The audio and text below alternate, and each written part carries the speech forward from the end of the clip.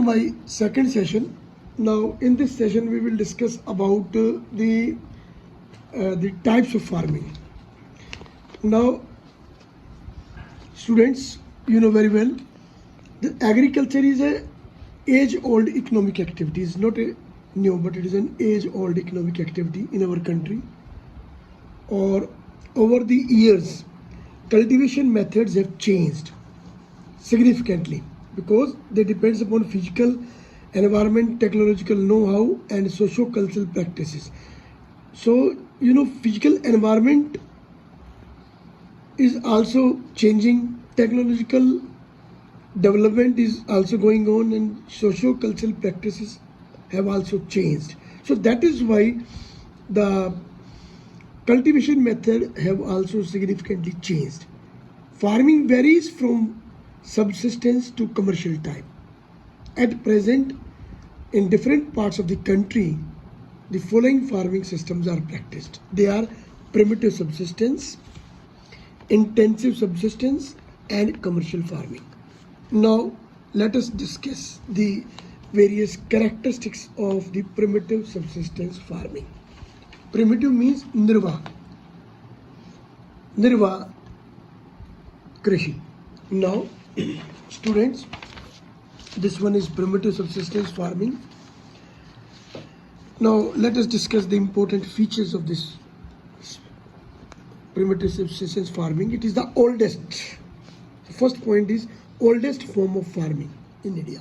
सबसे पुरानी पद्धति है ये कृषि की, oldest form of farming, and therefore it is practiced on small patches of land. Small patches मतलब खेत छोटे हैं, छोटे छोटे टुकड़ों पर, भूमि के छोटे छोटे टुकड़ों पर ये कृषि की जाती है. And in this farming, primitive tools, primitive means पुराने जो tools हैं, old tools like hoe, HOE, dow, DAO, dow, and digging sticks like this. वो कुछ इस तरह का होता है जैसे आजकल के हमारे फावड़े होते हैं ना, वैसे. एंड डॉ, जैसे हमारी दरातियाँ जिनको हम बोलते हैं गांव में, दरातियाँ, ऐसे. ये कटर है जिससे हम पेड़ पौधे काटते हैं, फसल काटते हैं, that is dao. And digging sticks are used. So primitive tools like hoe, dao and digging sticks, ये हमें याद करना है.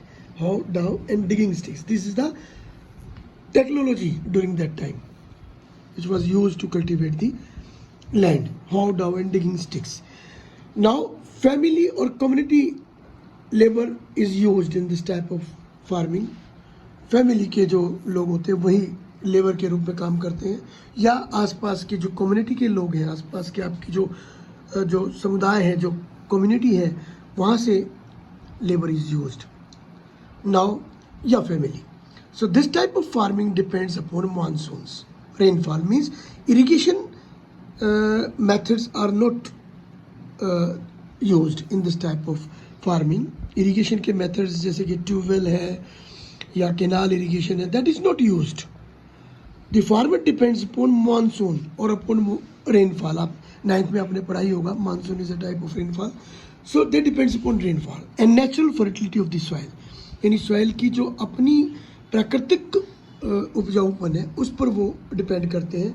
दे डू नॉट यूज फर्टिलाइजर्स और manures, they entirely depend upon natural fertility. Even they do not use pesticides, fungicides and you know weedicides. They depends upon rainfall and natural fertility of the soil is there. ठीक है. Then it is also known as slash and burn agriculture. It is also known as, because its another name is shifting agriculture. Now farmers in this type of farming, mostly the farmer clears a patch of land.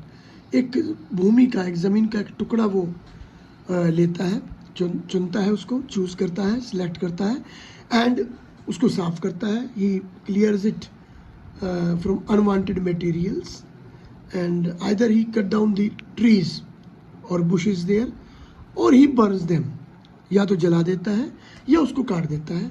And then उसके बाद ही produces crops like cereals to sustain their family, only family. Whatever he grows for his family. So when the soil fertility decreases, जैसे जैसे soil की fertility decrease हो जाती है, because the farming depends upon natural fertility. और 2 या 3 साल के बाद जब सॉइल फर्टिलिटी डिक्रीज होनी शुरू हो जाती है, प्रोडक्शन कम होनी शुरू हो जाती है, तो farmer shift to another area and then he selects a new patch of land. He clears or that patch of land either from bushes or from forest, or then again he grows the crop there. So therefore, here one thing is important, that here the farmer shifts from one piece of land to another when the fertility is decreased. When the fertility is decreased, because he do not use fertilizer here. Therefore, it is also known as shifting agriculture. It is known as shifting agriculture. Land productivity in this type of agriculture is low. Why?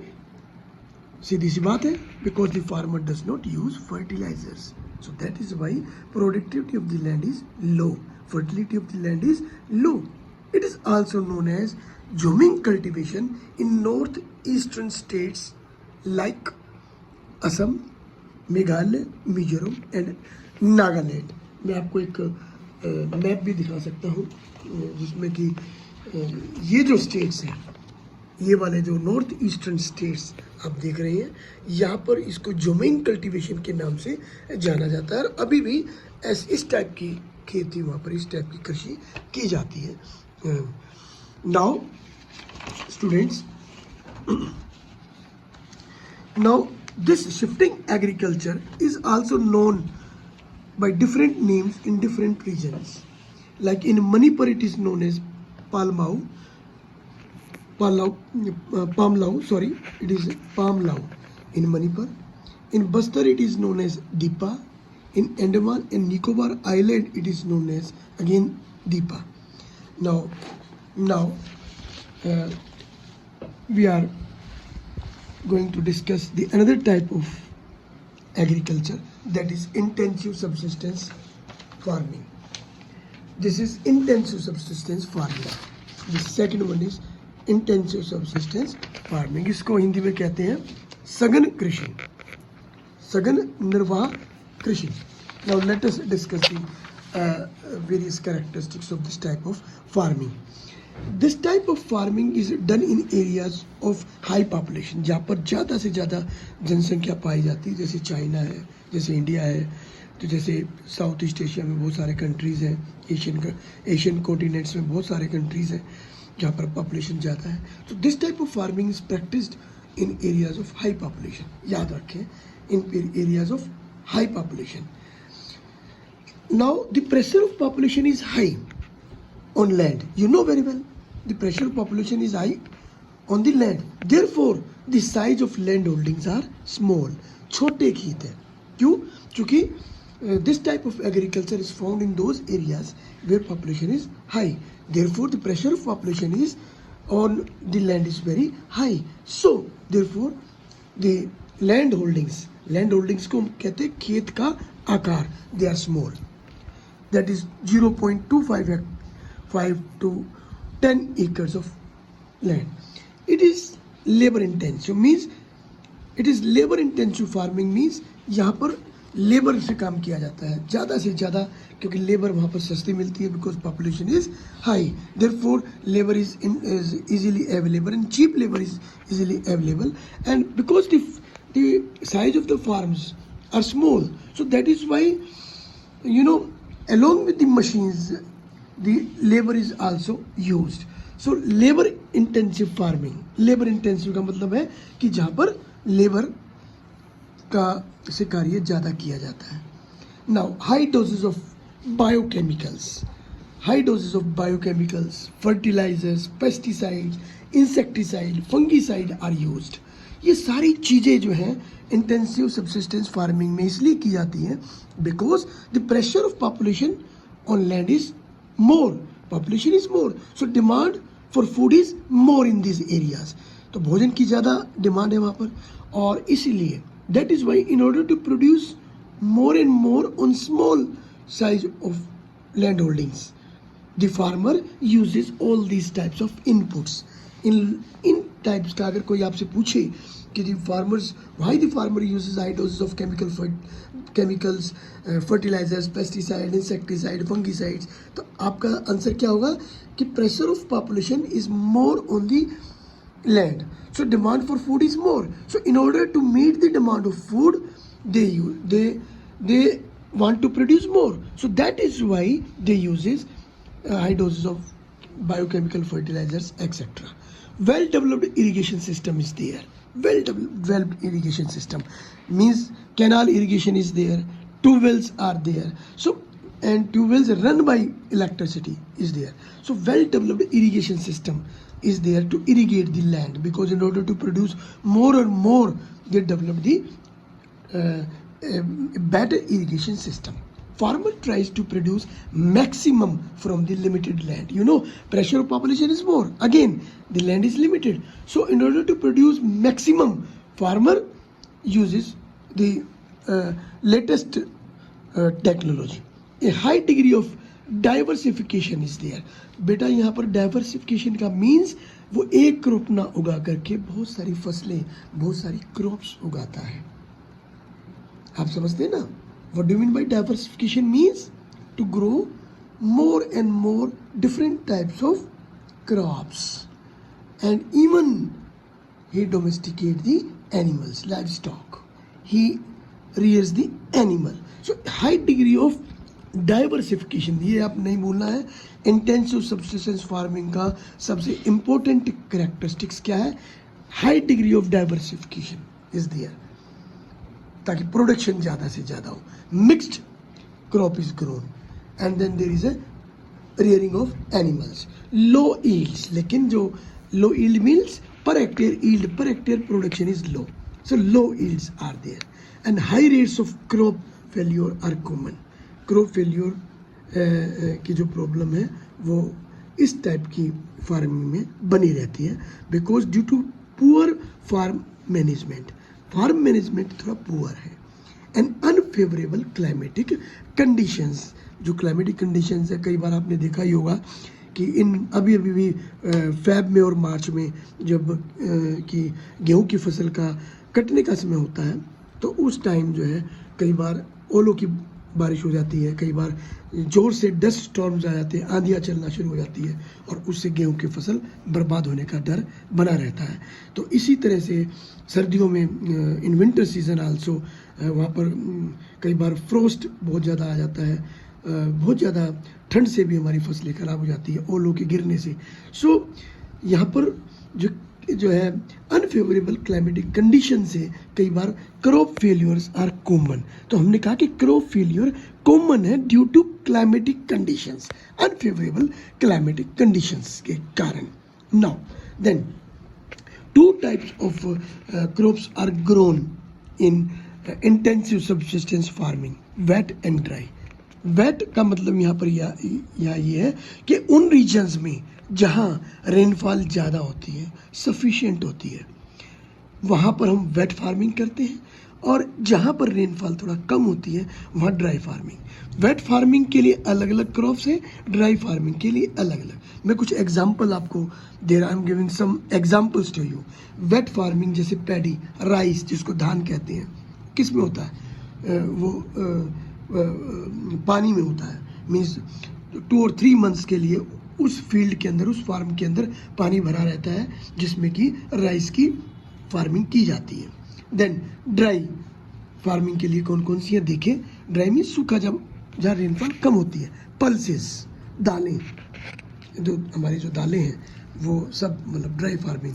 Then wheat, गेहूँ, maize and millets, these are the crops of dry farming. अगर आपसे पूछे what are the 2 different types of crops grown here in India, then आप कहेंगे wet and dry. Now next, you know कि एक बात बड़ी इंपॉर्टेंट है यहाँ पर कि land holdings in intensive subsistence farmings are small in size. Uneconomical है. अनइकोनॉमिकल मीन्स जिसमें कि प्रोडक्शन कम होता है आर्थिक दृष्टि से, यानी इकोनॉमिक पॉइंट ऑफ व्यू से वो ज़्यादा प्रॉफिटेबल नहीं है। ऐसा क्यों है कि वो छोटी हैं, लैंड होल्डिंग्स स्मॉल है, खेत क्यों छोटे हैं? आइए देखिए, उसके दो कारण हैं। एक तो pressure of population is more on the land, और second there is a right of inheritance. बेटा इसे आप ध्यान से सुनना। राइट ऑफ इनहेरिटेंस का मतलब है कि फादर की प्रॉपर्टी इंडिया में बेटों के पास ट्रांसफ़र हो जाती है।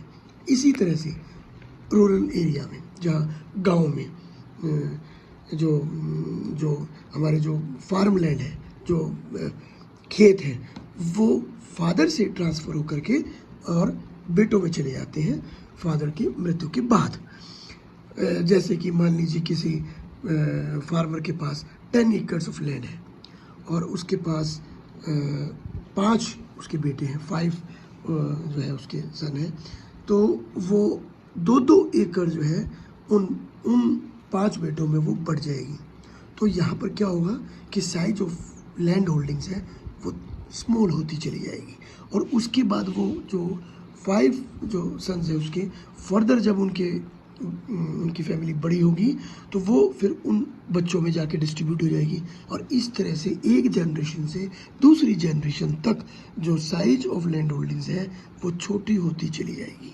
और इस तरह से हमारे जैसे देशों में जहाँ पर पॉपुलेशन ज़्यादा है, तो इंडिया में जो राइट ऑफ इनहेरिटेंस है, that is the main reason कि यहाँ पर जो लैंड होल्डिंग्स की जो साइज है they are very small and they are becoming smaller and smaller, and farmer can not use latest techniques and technology in small farms. वहाँ पर जो बड़ी बड़ी मशीनें हैं, बड़े बड़े ट्रैक्टर्स हैं, उनको हम छोटे जो फार्म्स हैं, छोटे खेत हैं, उनमें हम उनको इस्तेमाल नहीं कर सकते, वो अनइकोनॉमिकल हो जाते हैं। तो इस तरह से जो है हमारे यहाँ जो फार्म्स हैं वो काफ़ी स्मॉल हैं।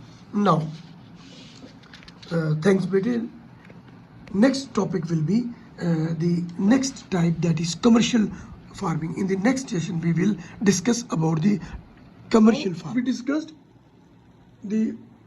We were discussing the types of farming, and we discussed the primitive subsistence, intensive subsistence, and now we are discussing commercial farming. Now in commercial farming, let us discuss the characteristics or features of commercial farming. Commercial means व्यापारिक कृषि, व्यापारिक जो व्यापार से जुड़ी हुई हो। First important characteristic is कि it is done on a large land holdings. इसके जो लैंड होल्डिंग्स है, फार्म्स है, वो बिगर इन साइज है। सो उससे पहले जो है इंटेंसिव सब्सिस्टेंस फार्मिंग में जो लैंड होल्डिंग्स थी वो स्मॉलर थी, लेकिन कमर्शियल फार्मिंग में जो लैंड होल्डिंग्स है वो बिगर इन साइज है। कैसी है? बिगर इन साइज, बड़े खेत है। So that is why the most of the commercial farming is found in those countries where population is less. Intensive subsistence farming कहाँ पाई जाती है? जहाँ पॉपुलेशन ज़्यादा है, लेकिन commercial farming is present in those regions where population is less.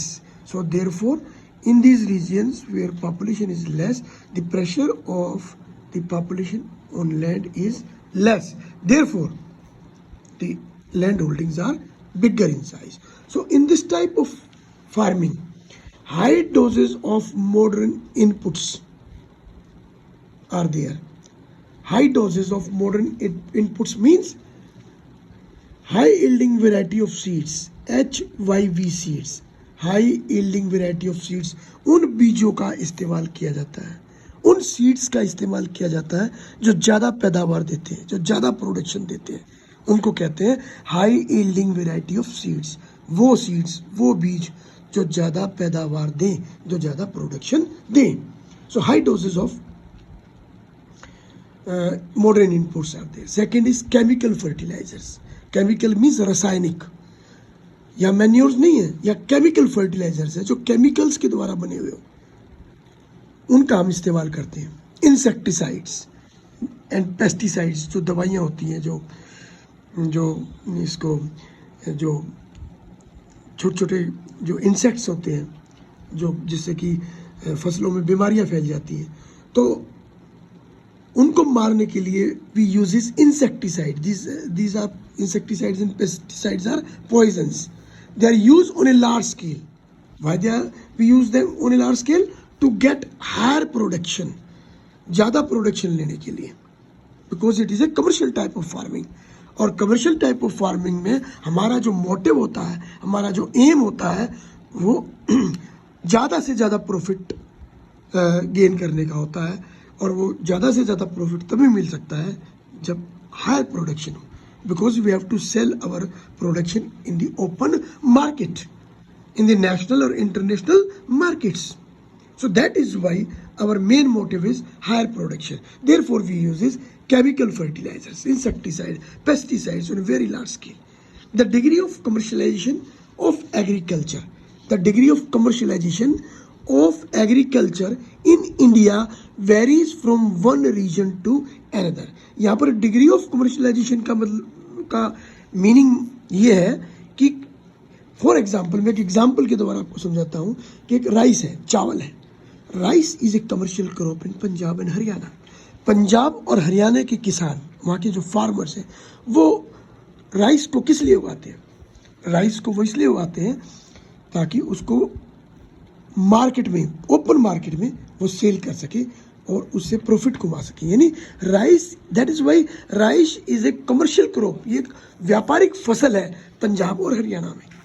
किंतु it is a subsistence crop in Orissa. लेकिन उड़ीसा में एक सबसिस्टेंस क्रॉप है.